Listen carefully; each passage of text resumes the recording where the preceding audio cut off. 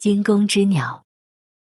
战国末年，秦国的势力越来越强大，开始准备吞并其他6个国家。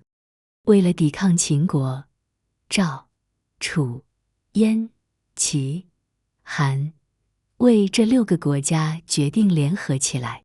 一天，楚国的重要大臣春申君正在和赵国派来的使者魏家商量，要选谁来做联军的统帅。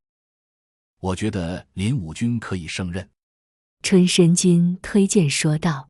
魏家听到这个提议，默然良久，他抬头看着院子里被惊飞的鸟，说：大人，我想给您讲个故事。于是娓娓道来。从前魏国有个很厉害的弓箭手叫更雷，他不仅箭法精准，而且精通射箭的技巧和心理学。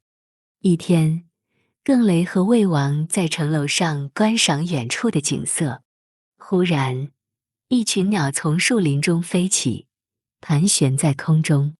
其中一只大雁飞得摇摇晃晃，似乎体力不支。更雷看了一眼，微微一笑，对魏王说：大王，我不用箭，只需拉弓，这只大雁就会掉下来。魏王听了，惊讶地看着他，不相信地问：你不开弓射箭，怎么能让它掉下来呢？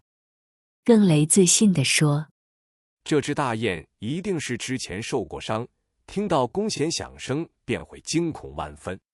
我只要拉弓放弦，它就会因惊吓过度而坠落。